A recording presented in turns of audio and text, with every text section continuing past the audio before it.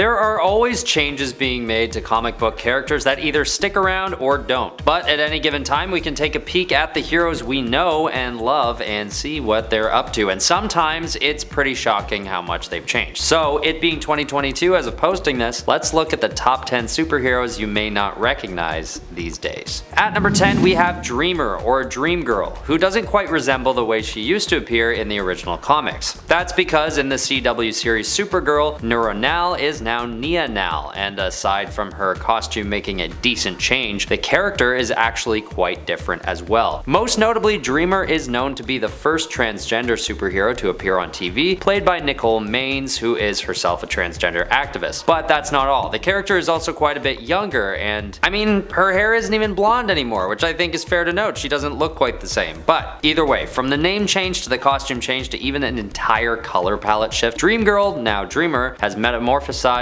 into someone completely different. At number 9 we have Elongated Man. Not the most widely popular superhero to begin with, Elongated Man takes a rough turn in the Arrowverse when his costume is entirely reimagined in The Flash in one of the worst ways possible. Although he's sort of played off as a joke character in both the comics and the Flash series, it's still sad to see such an unimaginative portrayal of any hero really. Although Ralph Dibny is mostly out of costume, he becomes known to be the worst dressed within the narrative of the show as well, throwing more oil on the fire of Elongated Man's memeability. But even aside from the costume, the character just appears much less boisterous than he typically does, with a younger disposition and somehow a down-to-earth vibe, even though he's Elongated Man. At least in the way that he appears serious while he's in costume, a total departure from the goofy, exaggerated image associated with Elongated Man in the comics. At number 8 we have Swamp Thing. This newer version of the character from Infinite Frontier is just insane. With the new host Levi Kamei, Swamp Thing takes a whole new turn in how he's presented. Well, not entirely. To be fair, Swamp Thing has always kind of been this big, nasty green monster, but something about this modern depiction of how the green takes over Levi's body turns what used to look like a big green beast into a massive green spaghetti monster, it looks like. An extremely terrifying spaghetti monster, to be exact. Although the character doesn't appear for long in the short-lived series, this is the most recent update we have on the Swamp Thing, and he's surely taken on a different vibe than he used to. At number 7 is Connor Kent. Con-El is one of the many people to take on the mantle of Superboy, and it seems like his look has changed more than your average hero. He's also known to be a clone of another more real son of Superman, which I suppose leads him to run into some identity issues, which could be part of it. But he most often appears to look like this high school bad boy with the spiked leather jacket look, but he's also got the black and red supersuit, and at times has also presented a lot like the classic Superman with the blue, red, and yellow costume as well. But that's kind of my point. It's hard to know whether you're looking at Con-El or John Kent, or even another Superboy from an alternate dimension, because he doesn't seem to have decided on one look, and he's pretty hard to recognize, especially these days as his time goes by. At number 6 we have Wonder Woman. Now, a couple newer comics make this hero a bit different than what we're used to. During a one-shot in 2020 called Future State, the Wonder Woman mantle is taken on by Yara Flor, who takes the place of Princess Diana while she's away for a time. Sporting a totally new costume with a handful of different weapons, this iteration of the hero just gives us a totally new look at who Wonder Woman could be. More recently, near the end of 2021, a younger iteration of Yara Flor appears in the Infinite Frontier series as Wonder Girl, offering the new status quo of what the DC universe might look like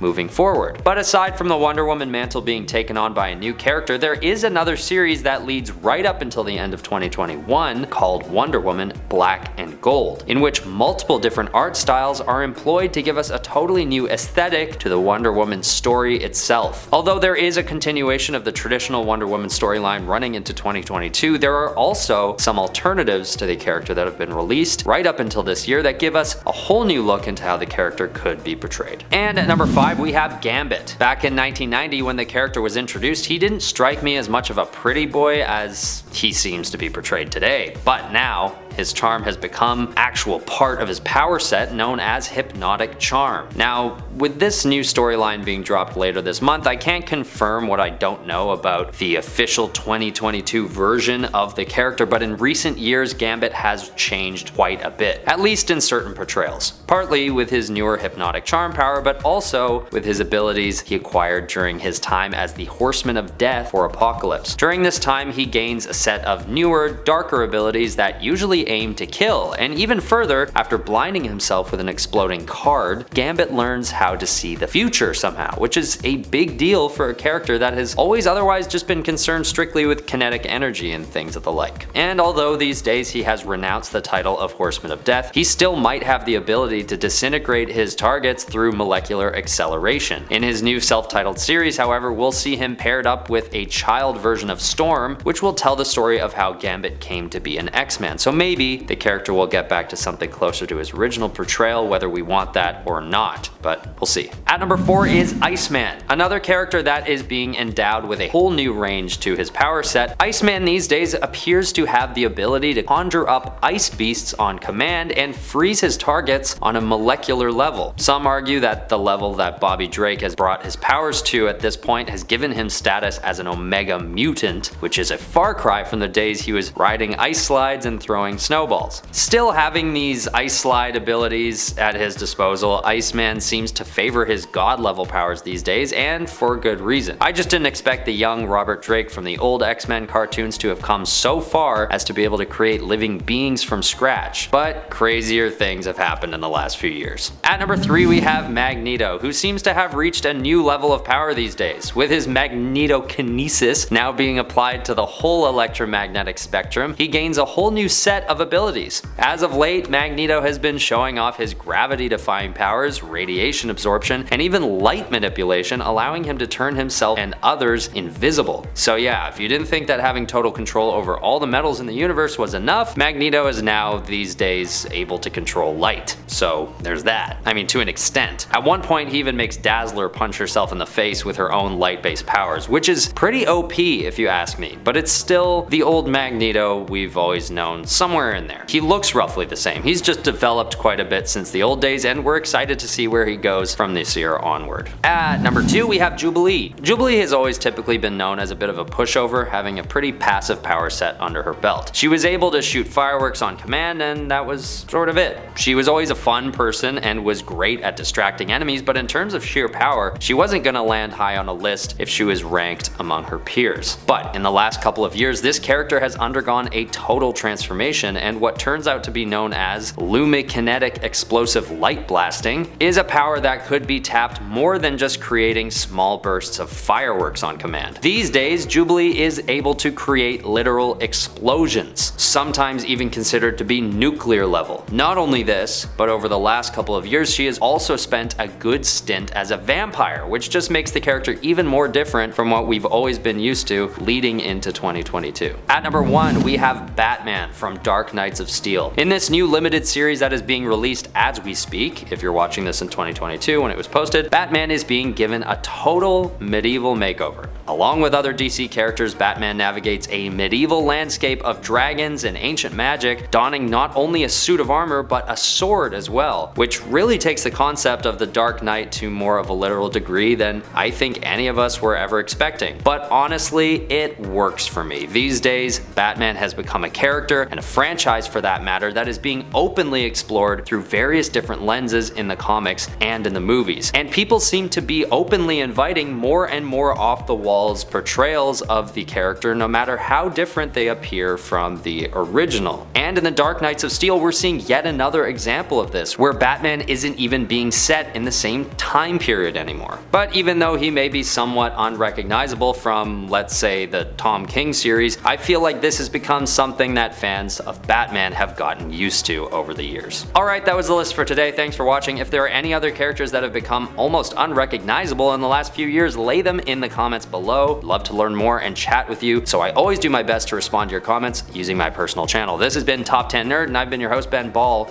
You know the rest. See ya.